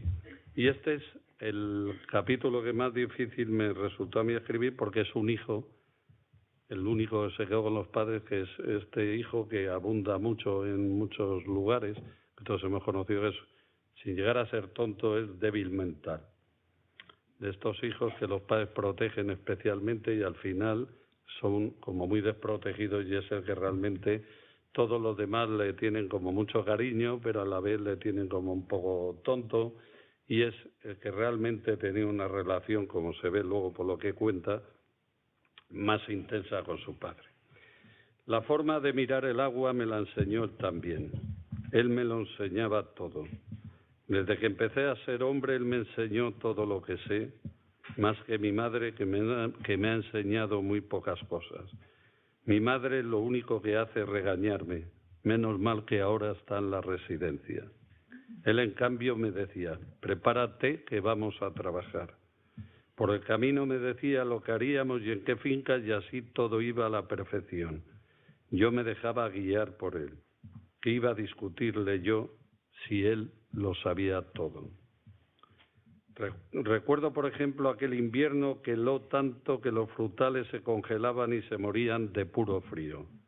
La gente no sabía qué hacer, pero mi padre enseguida encontró la solución: hacer hogueras junto a los troncos para calentar la savia. Y se salvaron la mayoría. E igual el año de las orugas que se comían las plantas del girasol. Él enseguida dijo que había que envenenarlas con un producto que fue a buscar a Palencia. Y así salvó la cosecha. ¿Era hasta ahí?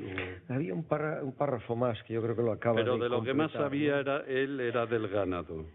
Como toda la vida tuvo vacas, incluso anduvo al trato cuando era joven, lo sabía todo de ellas y de los cerdos y de las ovejas.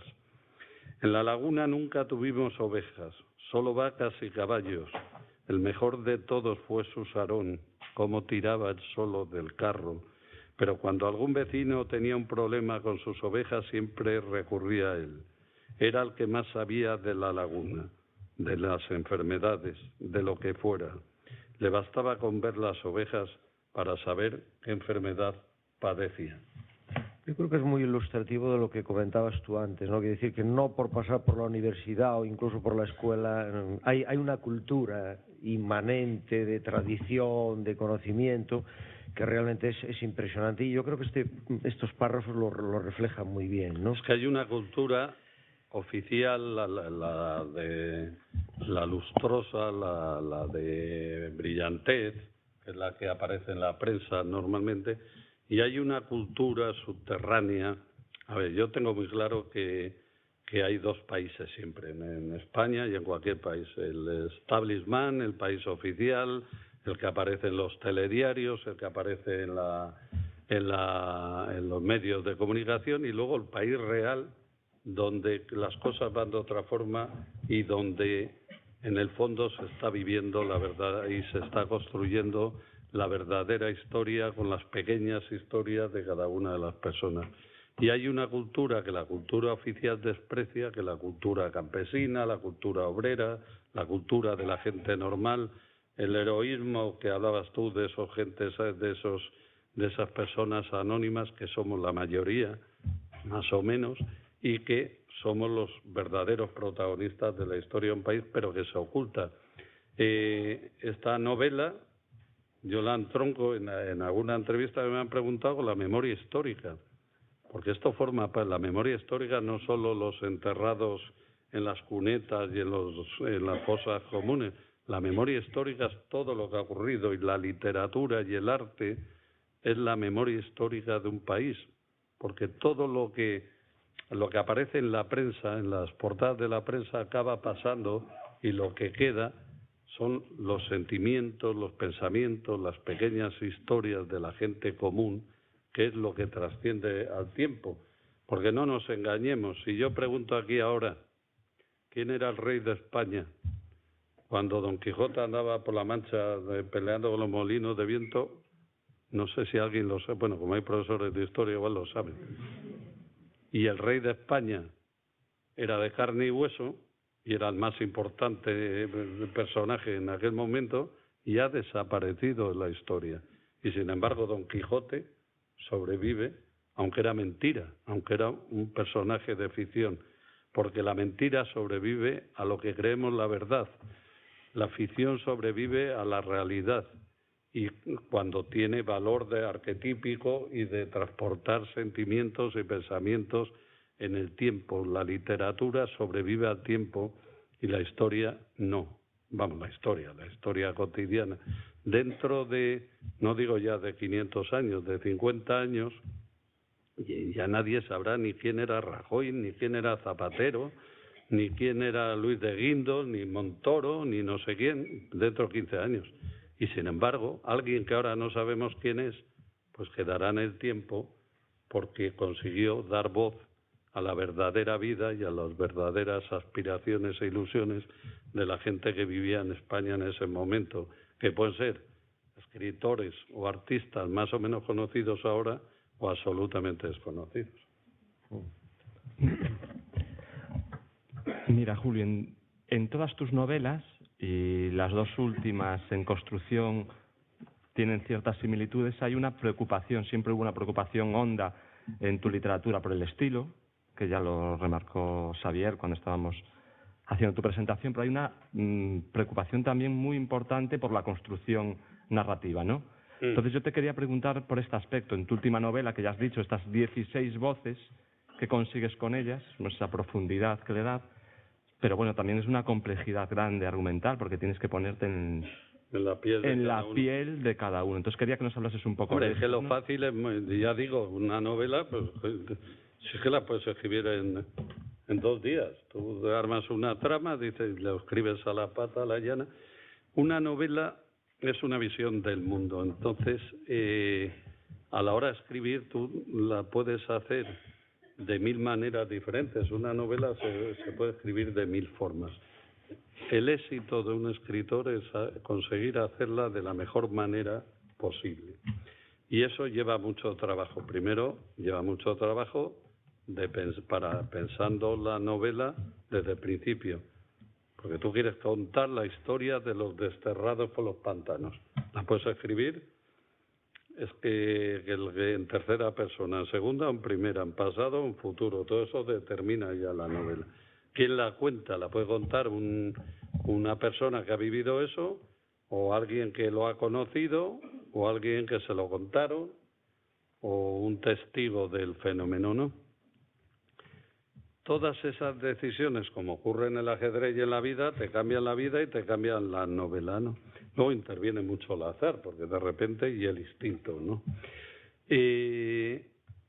Yo esta novela la tuve clara cuando tuve claro el título, distintas formas de mirar el agua, y la arquitectura, la estructura de la novela. La estructura es importantísima. Parece que lo importante es lo que se cuenta. En literatura lo importante es cómo se cuenta.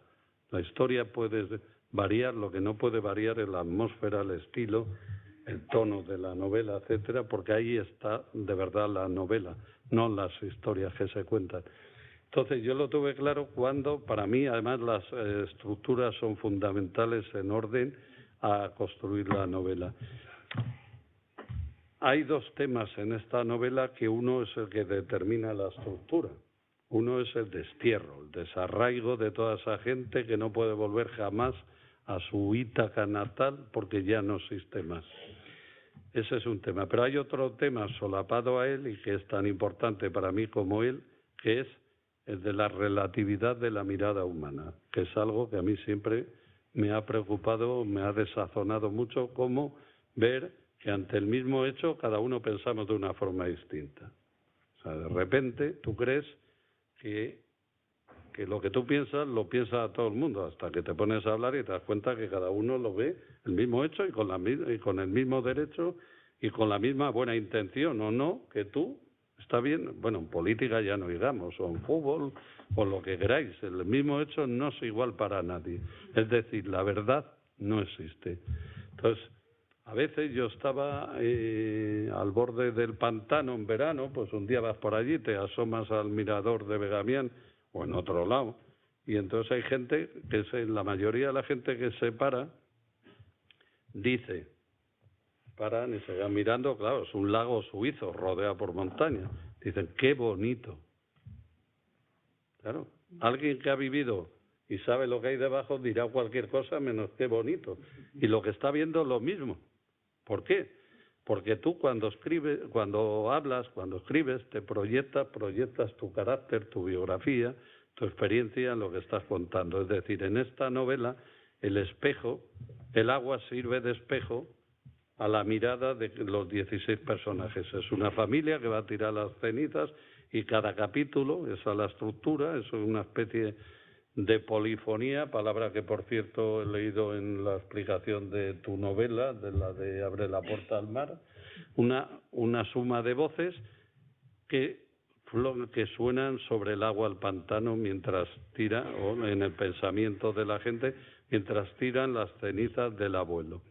Cada uno, pero esto ocurre en la vida real, en un entierro está todo el mundo en silencio mientras se entierran al muerto, tiran las cenizas y cada uno está pensando una cosa distinta. Todos en general partiendo del muerto, pero están pensando en sí mismos, en su relación con el otro, las relaciones familiares, que si esta hermana no miró para el padre, que si yo no sé qué, otro que se siente culpable porque no le llegó el tiempo que necesitaba, el otro que no sé, lo que es la vida. Y todo, y a la vez pensando en el pantano, en cómo les cambió la vida, el trauma o la fractura sentimental que les produjo, y algunos ni siquiera piensan eso, porque la abuela comienza pensando en el día que salieron de allí, porque es algo que no va a olvidar jamás y que le cambió la vida. Pero una nieta que tiene 14 años y que lo que ha oído lo oye de oídas, pues lo que está pensando es que tiene hambre y a ver si acaban pronto y van a algún lado a tomar algo. Y la novia italiana de un nieto que acaba de conocer a la familia en esas circunstancias, pues lo que está pensando es que qué rara es la gente que arraigo a un sitio para querer volver las cenizas. Cada uno, en las mismas circunstancias, nos proyectamos en el espejo del pantano o en el espejo de la vida, porque no nos engañemos. Distintas formas de mirar el agua es distintas formas de mirar la vida. Y es algo que a mí cada vez me preocupa más y me desazona más, cómo ante cualquier cosa nadie pensamos lo mismo. En la constatación de que la verdad no existe. Yo cada vez que alguien me dice, te voy a decir la verdad, digo, la verdad es un periódico de Murcia. Fuera de ahí ya no me cuentes nada más porque la verdad, o este es el que dice las verdades, dirá las suyas, no las mías, ni las del otro. Y de ahí quiero decir que la estructura no es caprichosa, la estructura es una estructura coral, como las tragedias griegas, donde había una serie de personajes con máscaras abocinadas para que se oyeran en el anfiteatro, y máscara en griego se dice persona. Espero que haya algún profesor de griego y me diga que es verdad. De ahí viene persona, personalidad, etcétera. La suma de todos esos personajes, seguramente de todas esas voces sería la mía, pero tampoco de eso estoy seguro. En lugar de contar con mi voz esa historia, he preferido contarla con muchas voces distintas que cuentan la historia cada una de distinta manera, aportando detalles y matices, incluso con la voz de un personaje que para mí es sustancial, que es el último, que es un automovilista que pasa en coche por la carretera y dice, ¿qué harán todos esos ahí? Y dice, pues deben ser turistas, piensa, es lo que piensa, claro, no lo que dice. Dice, pues han tenido suerte porque hace un día precioso y el pantano está a rebosar. Pues claro, para él esa es la mirada de la sociedad, sobre todo una sociedad como la española, tan acostumbrada a no querer saber y a no querer ver y a olvidarse de las cosas que les agradan. La gente, ya digo, no es que no sepa que hay pueblos debajo del agua, es que la gente ni se preocupa. La gente no sabe lo que cuesta el agua cuando abre el grifo, sabe cuando le llega la factura, pero eso es un precio económico, pero no sabe los miles de personas a los que les han cambiado la vida radicalmente para que tú puedas abrir el grifo por la mañana y beber agua, ducharte o regar el huerto. La gente no sabe lo que cuesta el agua, como no sabe muchas cosas o no quiere saber. Y yo hablo para la gente, escribo para la gente que quiere saber, no para la gente que no quiere saber. Por eso escribo estas cosas que escribo yo, que a mucha gente le parecen tan raras. Sí, Sí, porque no vas a contracorriente. Después eso podemos comentarlo incluso con el motivo de la lluvia amarilla. No sé si recuerdas, hay un poema de Wallace Stevens que no tiene nada que ver con esto, que se llama 13 maneras de mirar a un mirlo, algo así. No lo conozco. Pues es un gran poema de los mejores de Wallace Stevens, este poeta americano del siglo XX. Incluso yo un día de estos estaba de noche en casa, a las 12 de la noche, y tenía conectado el canal 2 de la radio clásica, que es el nacional, que ponen clásica todo, y hay una partitura inspirada en esos poemas. Lo anoté y luego lo perdí. Supongo que en la red lo podré recuperar. Pues es un poema espléndido, de textos muy breves, casi haikus, que de verdad tiene mucha gracia. No tiene nada que ver con esto, pero tiene un título hermosísimo. Es un poema muy conocido, 13 maneras de mirar a un mirlo.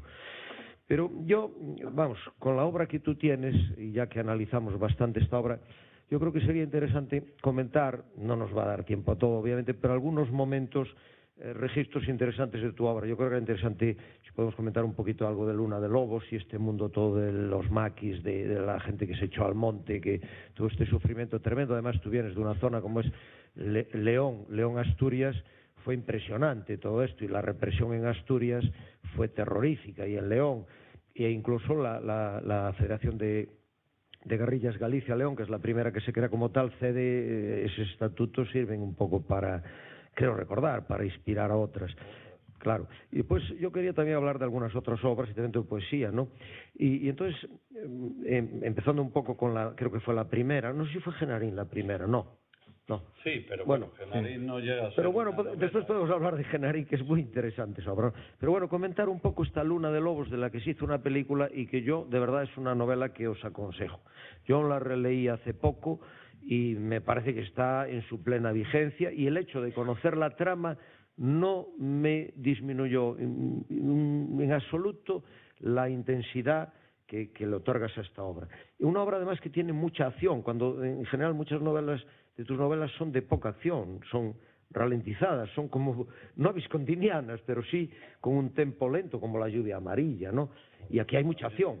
Y era preguntarte un poco esta obra. La historia de la que trata es vertiginosa, es la historia de la gente que se escondió en las montañas al acabar la guerra o durante la guerra, porque aquí en el norte acabó en el otoño de 1937, cuando cayó el Frente del Norte, que decían que estaba en el norte de la montaña de León y ya en Asturias, Santander, hasta Bilbao, y Galicia no, porque Galicia, pero bueno, le tocaba refilar. Cayó muy pronto. Como decía antes, yo nunca pensé escribir novela. No es que pensara no escribirla, sino que nunca había pensado en escribir novela. Pero un día, y esto tiene que ver con lo que digo de los países reales y los verdaderos, o sea, los virtuales y los verdaderos, en plenos años, principios de los 80, recién llegado a Madrid, en la época de la movida madrileña y todo aquello, que España era un mundo de colores y de fantasía, pues a mí me dio una noche por escribir esta novela. ¿Y por qué surgió esta novela? Porque también la llevaba dentro. Yo me crié oyendo historias de los del monte, que decían, porque los maquis es una palabra culta. Sí, en Galicia los del monte también. Claro, sí. Eran los del monte, los huidos o los rojos, y el que hablaba era más de derecha, los del monte. Cuando yo era niño, en los pueblos donde viví, en la zona de sobre todo en el pueblo de mi padre, donde iba y sigo yendo en verano, las historias que contaba la gente, porque son como los últimos héroes populares del mundo rural español, porque los del monte, los huidos, tienen un atractivo que es su heroísmo romántico, más allá de las connotaciones políticas para la gente, porque incluso esto lo descubrí luego hablando con gente de los que les perseguían, incluso los que les perseguían les tenían respeto y hasta una admiración encubierta, porque siempre despierta cierta admiración esa persona que, sabiendo que lo tiene todo perdido, sigue luchando hasta el final. Yo he oído a muchos guardias civiles que se dedicaron en aquella época a perseguir al maquis, a los huidos, que en el fondo les respetaban porque decían, por lo menos eran unos tíos valientes que murieron luchando hasta el final, ¿no? Cuando yo era niño me contaban muchas historias, como las aldeas de Galicia, supongo, por todos los lados de los del monte. Yo escuchaba aquellas historias pensando que eran cuentos, como las películas que veía en el cine los domingos. Y lo que pasa es que llegaban a la conciencia de una manera muy fuerte y muy profunda. Primero, por la carga narrativa de aquellas historias y segundo, porque eran prohibidas. Claro, porque empezaban a contar aquellas historias que siempre empezaban de la misma manera.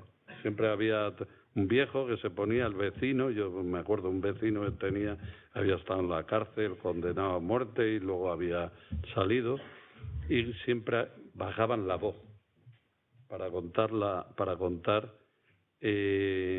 porque era algo prohibido. Y además, si veían a un niño, lo echaban, porque tú luego al día siguiente podías contar por la calle lo que contaba tu abuelo, y a tu abuelo se le caía el pelo, mira qué cosas cuenta.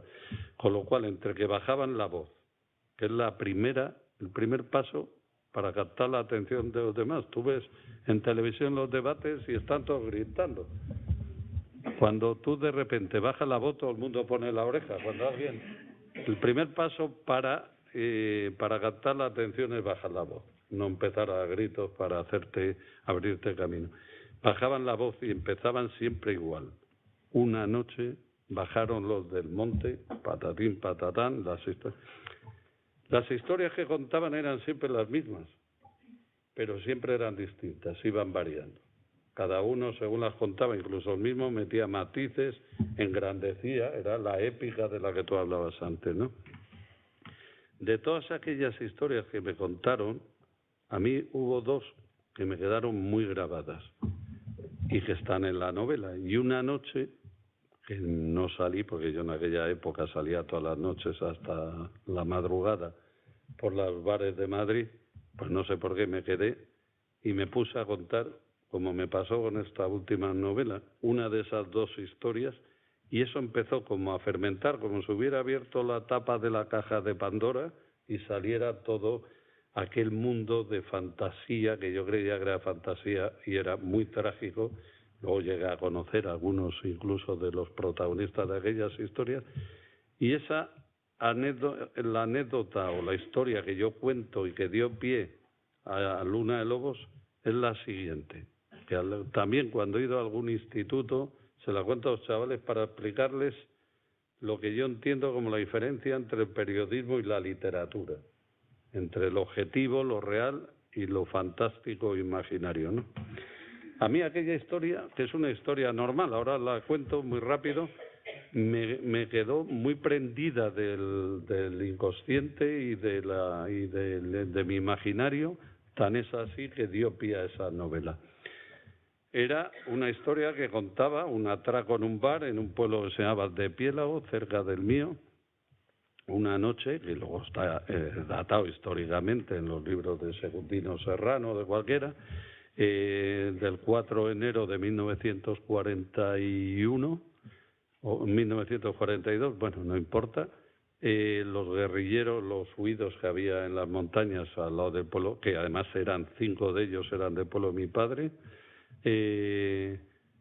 bajaron a dar un atraco a la cantina del pueblo al lado para conseguir comida. Luego supe por uno de ellos, que conocí en Toulouse, que llevaban 20 días sin comer porque había caído una nevada como las que hay ahora y no podían salir, y ya bajaron a la desesperada, y porque ellos nunca atracaban en lugares donde les conocían, porque claro, era una aldea a 500 metros de la suya. Bueno, el caso es que tenían tal desesperación que bajaron a las 11 de la noche, entraron en el bar y pues un atraco. Manos arriba, había 4 jugando a las cartas, el del bar que había bajado a la bodega y salvó por eso, y que también parece ser que iban, porque este debía ser falangista y tenía armas o algo, también iban por las armas, y manos arriba. Y los 4 que había, que ya eran las 11 de la noche, ya debían haber bebido, te tengo un poco de espalda, perdón. Había alguno por lo menos estaba bebido, pues luego la misma historia que me contaban me la contó con su versión el que mató al otro, que conocí en Toulouse y le grabé muchas horas de conversación. Uno, el hermano de él, saltó detrás del mostrador, era esos bares, cantinas de pueblo que hay de todo, velas, quesos, cuerdas, todo, calendarios de todo, esas tiendas de abarrotes. Empezó a meter comida en un saco y se quedó, 2, 4, 5 quedaron fuera, y se quedó en la puerta con la metralleta apuntando a los 4 que había, que se conocían todos, claro. Entonces uno, que era el secretario de registro de la vecilla, le dijo, hombre, Casimiro, pero ¿cómo? Tú pides que te damos el... Bueno, esto te lo contaba la gente, ¿no? Los viejos que yo escuchaba. Y le dijo, estate quieto. Y el otro, pero bueno, hombre, joder, que no sé qué, estaba borracho el otro. Estate quieto, el otro siguió, y el relato seguía y acababa siempre en un punto que era en que metía la mano debajo de la chaqueta al otro y el huido, Casimiro Arias, le volaba la cabeza con una ráfaga de metralleta. Hasta lo de la chaqueta siempre era lo mismo. Pero ahí variaba, que era lo bonito.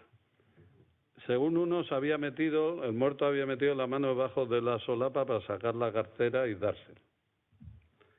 Según otros, era para sacar la petaca del tabaco liar, que ahora está otra vez de moda, la gente que quiere dejar de fumar y fuma más, porque está todo el rato, para darle la petaca del tabaco. Y según otros, iba a sacar la pistola y disparar. El caso es que el guerrillero no esperó y lo mató, claro, no podía esperar. Muchas veces pensé, ¿por qué me apasionaba a mí esa historia? Por el atraco. Si atracos hay todos los días y son todos iguales. Y con el tiempo llegué, como decía al principio, yo no teorizo mucho sobre lo que escribo, pero luego sí pienso a raíz de haber escrito y eso. Porque yo creo que en esa anécdota está resumida cuál es la frontera entre el periodismo y la literatura. El periodismo es todo lo que ocurre fuera de la solapa de la chaqueta del muerto. La literatura es cuando se acaba la realidad y tú tienes que empezar a imaginar, a inventar lo que hay debajo de la chaqueta. Hasta aquí está el periodismo y aquí la literatura. O como diría Rosa Montero, una vez le escuché una frase en una entrevista que yo uso mucho porque lo resume muy bien. Dice, cuando escribo periodismo, escribo lo que sé. Cuando hago literatura, escribo lo que no sé que sabía. Que me parece una buena definición. Luego, con el tiempo, aprendí otra cosa de Luna de Lobos, que fue leyendo a Norman Mailer.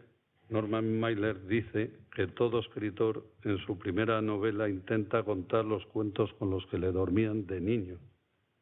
Yo no sé si es en el caso de los demás así, pero puedo decir que en el mío fue así. Los cuentos con los que a mí me dormían mayoritariamente de niño eran las historias de los hombres del monte, que yo pensaba que eran como las de las películas del oeste que veía, y que con el tiempo supe que eran las historias de una España trágica y negra que estaba oculta y que curiosamente yo colaboré a difundir, porque yo no sabía cuando publiqué esa novela que era la primera novela que se escribía sobre los maquis, pese a lo cual me pasé haciendo entrevistas varios meses al principio, porque como aquí tenemos tan mala relación con nuestro pasado y enseguida tenemos esos complejos de que ya está bien de novelas de la guerra civil, etcétera, de repente yo me encontraba con que la primera pregunta de todos los periodistas es ¿por qué otra novela sobre el maquis, sobre los maquis?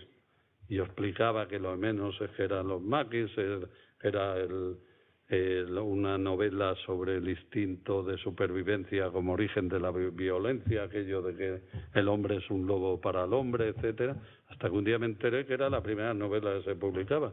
Entonces, cuando un periodista me decía, ¿por qué otra novela sobre los huidos? Digo, dime otra. Pues muchas. Digo, no, dime una.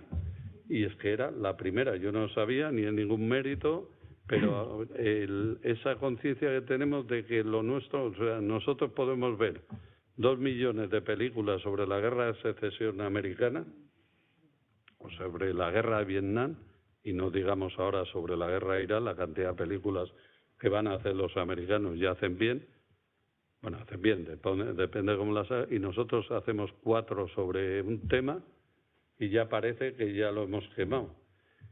Pero lo hemos quemado para la gente que no quiere que se ande escarbando en esos temas. Luego llegas a esa conclusión, que es la que domina los medios de comunicación. Sí, decía Regosa hace poco, hablando de esto, que comentas de los americanos, decía que él estudió mucho lo de los maquis, investigó y escribió. Decía que, claro, sobre Billy el niño había no sé cuántas películas, no sé si decía 18, lo había investigado. Pero que Foucellas, un tío que echó 18 años en el monte, porque Billy el niño fue una etapa muy breve, nada.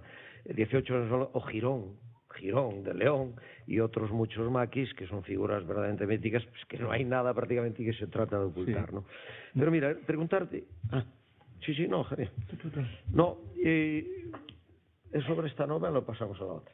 No, yo le iba a preguntar en general por los personajes de muchas de sus novelas, por el tema de que ya lo habló antes, pero ahora volviendo a Luna de Lobos, pensando en el personaje también de La lluvia amarilla, pensando en los personajes de estas 2 novelas, no sé, en El cielo de Madrid, que la tengo un poco más quizás olvidada, pero es el tema del exilio, exterior e interior en tus personajes y del desarraigo, que no solo se habla mucho de ese tema en tus 2 últimas novelas, pero yo creo que es un tema que arranca de muchísimo antes, ¿no?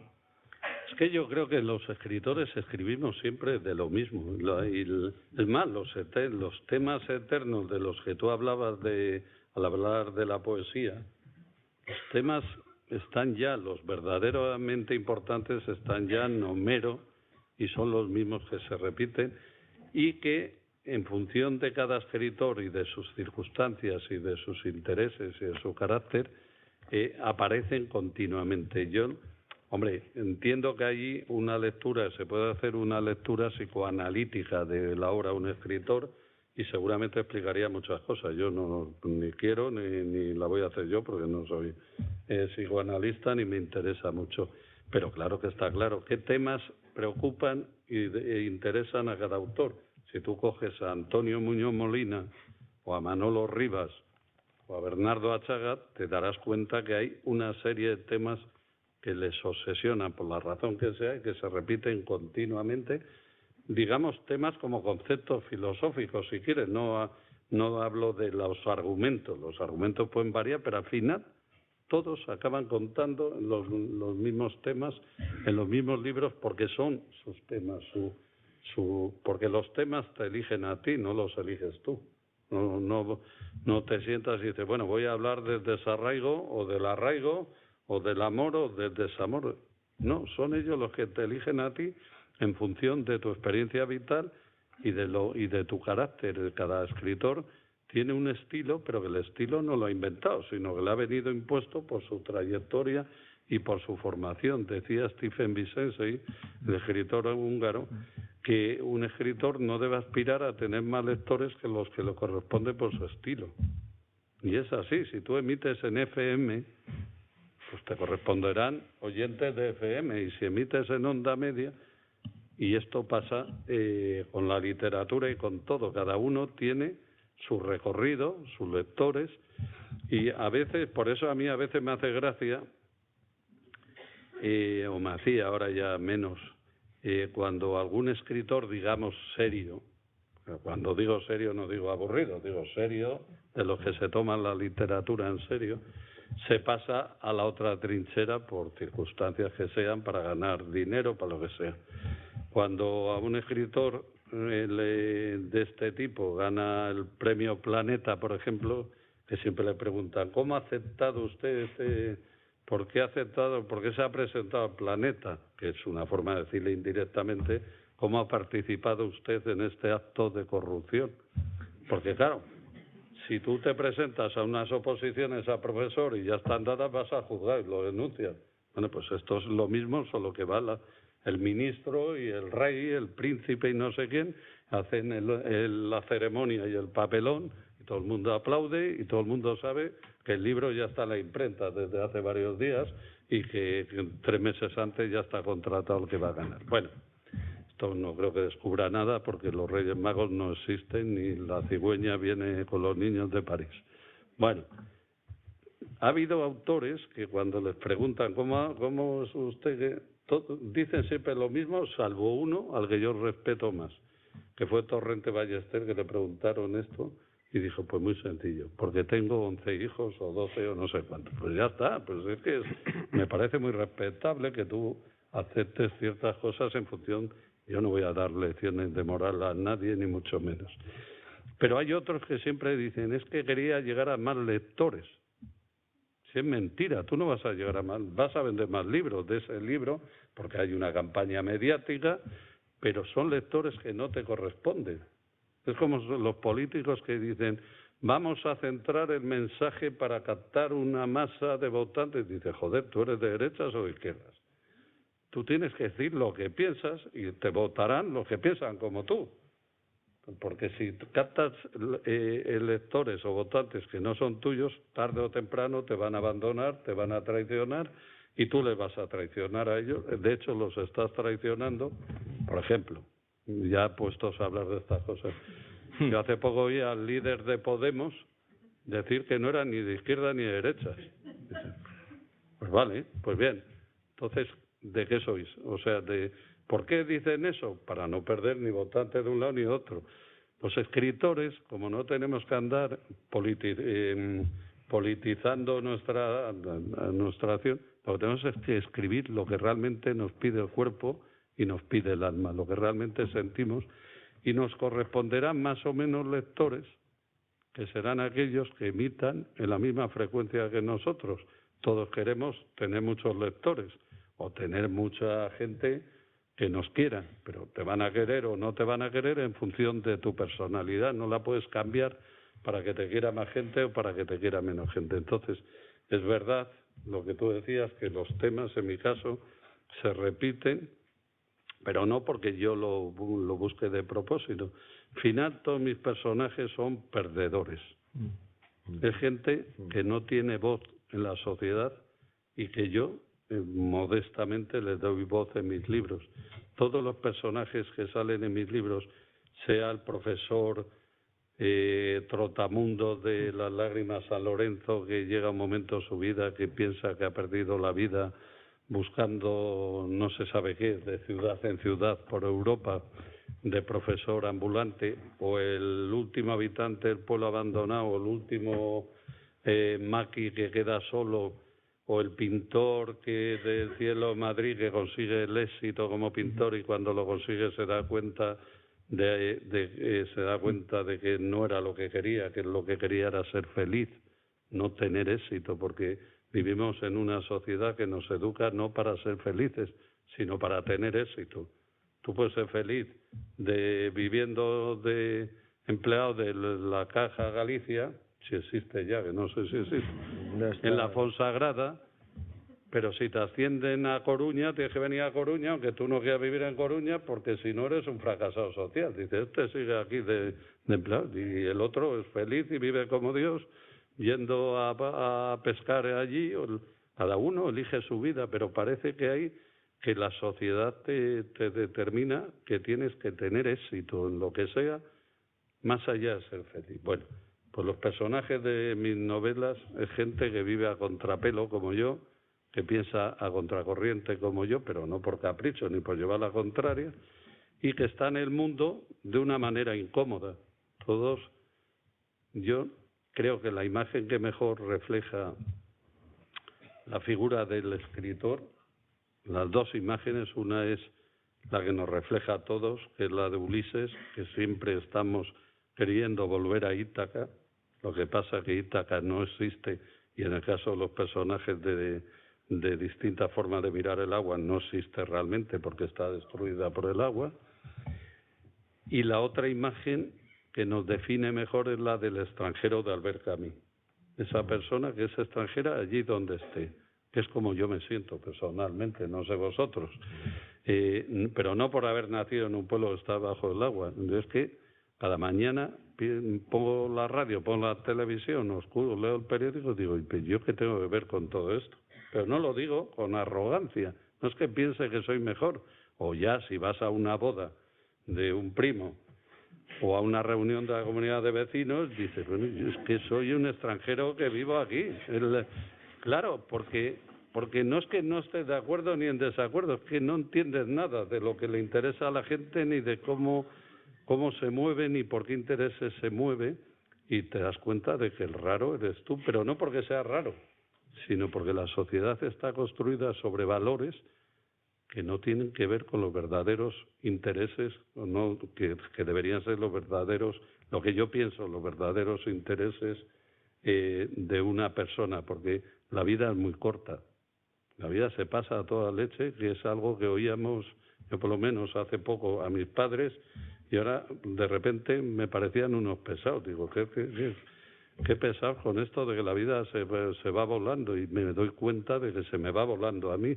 La vida es muy corta y hay que vivirla con la mayor intensidad posible, y cuando te planteas esto, dices, bueno, yo perdiendo aquí el tiempo en que si no sé qué, que si que si el otro, y al final uno tiene el argumento de la vida, la búsqueda de la felicidad, y uno lo que tiene que tratar es de ser feliz dentro de sus posibilidades, y a ello puede contribuir en gran medida la literatura, el arte y todas esas cosas que llamamos cultura, que curiosamente gran parte de la sociedad, sobre todo la sociedad que domina ahora, piensan que es un artículo de lujo cuando es un artículo de primera necesidad, porque cuando se habla del estado de bienestar lo circunscribimos a la sanidad, a la educación, a la seguridad, a la justicia.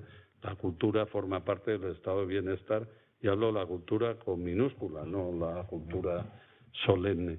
Y ves que hay un desprecio absoluto como a tantas y tantas cosas verdaderamente importantes como puede ser la enseñanza. Hablas como un sabio. Si el señor Huerta oyera... Bueno, dos cosas antes de que Javier cierre. Me estaba recordando, ahora cuando hablaba él, el título de un libro de él, En mitad de ninguna parte, que puede ser una autopoética de tu situación un poco de extrañeza, que es un tema muy presente en tu obra, la extrañeza, el distanciamiento y la extranjería de alguna manera, ¿no? Pero bueno, yo creo que antes de terminar, y no nos dé tiempo a hablar de esa maravilla que es La lluvia amarilla y otras obras, yo decía si nos leías uno de esos poemas que están ahí fotocopiados, porque yo creo que como te has dedicado mucho a la prosa, se ha olvidado mucha gente de que eres un poeta que tiene una obra ahí de peso. Y yo, bueno, a lo mejor incluso si nos leyeras, hay uno que es muy gracioso, que pertenece a un libro que va a salir dentro de unos días. Fue una pena que no llegase a tiempo para este acto, estábamos a ver si salía, que es la reedición de El entierro de Genarín. Bueno, Genarín, después si quieres lo cuentas tú un poco. Y aquí hay unas coplas que pertenecen a ese libro que es muy gracioso. No son mías, son populares. Son populares, pero son magníficas. Yo creí que eran tuyas, que eran apócrifas tuyas. No, son de poetas populares de los que participan. Y luego ahí elegimos dos fragmentos, así, porque son todos muy buenos de tal. Y bueno, si no tuviese inconveniente, nos gustaría un poco conocer así, con tu voz, tus poemas. O si prefieres leerlo del libro, te pasamos el libro, ¿no? Mira, voy a leer un poema. Antes una chica me dijo de memoria un verso. Claro, yo no he vuelto a leer nunca mis libros, solo los leo en un trozo en una ocasión como esta, y de hecho a veces tengo la sensación, como decía antes, de que ni siquiera, esto es la lentitud, oye, Memoria de la nieve no está ahí también, eso creo que está aquí. Sí, están los dos ahí. Sí, dos. Bueno, voy a leer un fragmento, un poema. Yo solo he escribido libros de poesía como tal, como género en mi vida, aunque no he dejado de escribir poesía o intentarlo en todo lo que escribo, porque creo que lo que diferencia la escritura de la literatura, la existencia o no de un pozo poético, es decir, de esa música que producen las palabras cuando las pules como si fueran piedras y que producen un sonido, un ritmo, una melodía que emborracha al lector y le traslada a otra realidad. Por lo tanto, cuando me preguntan, que es también una pregunta recurrente, que por qué dejé la poesía, yo siempre digo, aquello que decía Claudio Rodríguez, dice, no, me dejó ella a mí. Pero aún así tengo claro que para mí la poesía, que es el género por excelencia, porque lo que puedas decir en 10 líneas no necesita 200 folios contando historias, la poesía he procurado siempre que empape todo lo que escribo, incluso los textos periodísticos o los guiones de cine. Leo un fragmento, el último leo dos, uno de Memoria de la nieve y otro del primer libro que se llama La lentitud de los bueyes. El último de La lentitud de los bueyes dice: miro hacia atrás, hacia el árbol podrido que repentinamente se quedó sin sombra y encuentro solamente un charco ensangrentado de silencio y una vía muerta por la que nunca pasó nadie. Cruzo los soportales del mercado donde se exponen los despojos chorreantes del recuerdo. Levemente descorro la cortina de niebla que levanté día a día en torno a mi memoria y encuentro solamente los pájaros de invierno que se han quedado lados sobre los hilos del telégrafo. Tras las choperas blancas asciende lentamente el vaho dulce y tibio de un establo que espera en la distancia la vuelta ya imposible de los bueyes suicidados en el río. Miro hacia atrás y solo encuentro un lejano y dolorido olor a brezo. Y ahora un fragmento de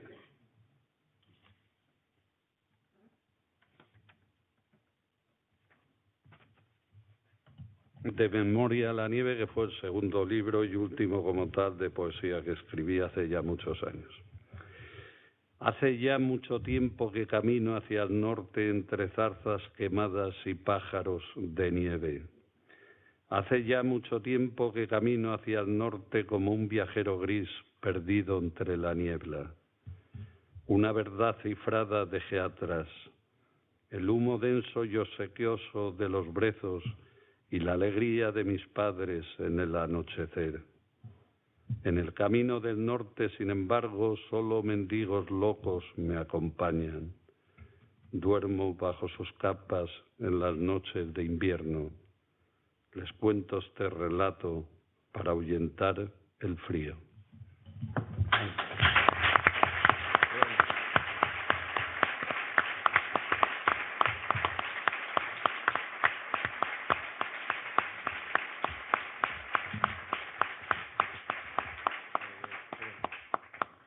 Bueno, muchísimas gracias a Julio y a Xavier por estar hoy con nosotros. Para nosotros, para Xavier y para mí, ha sido un privilegio poder traeros aquí a Julio Llamazares. Y es un privilegio porque Julio es una persona auténtica como prometida, como persona y como escritor, y porque yo creo que con estas palabras nos eleva a todos el espíritu y nos hace a todos un poco más sabios. Muchísimas gracias. Han quedado muchas cosas en el tintero, siempre lo decimos así. Dejamos pie para que nos vuelvas a visitar en otra ocasión, que te recibiremos con los brazos abiertos. Muchas gracias a todos vosotros. Muchas gracias a todos por su presencia, por su asistencia, sobre todo a aquellos que han venido de lejos, que me han dejado un poco impresionado y sobrecogido, de Sarria y de Villalba y de Lugo. Uno escribe sin pensar en el efecto que producen las personas o lo que supone a las personas. Los escritores somos como náufragos que metemos mensajes en unas botellas que se llaman libros, que tú lanzas al mar de las librerías, no sabes a quién le llegan, y solo en actos como estos les pones cara a las personas que reciben esas botellas con mensajes que son los libros. Que sigan leyendo, aunque no sea a mí, a quien sea, y que sepan que leyendo se viven más vidas, se vive más que sin leer. Nada más, muchas gracias.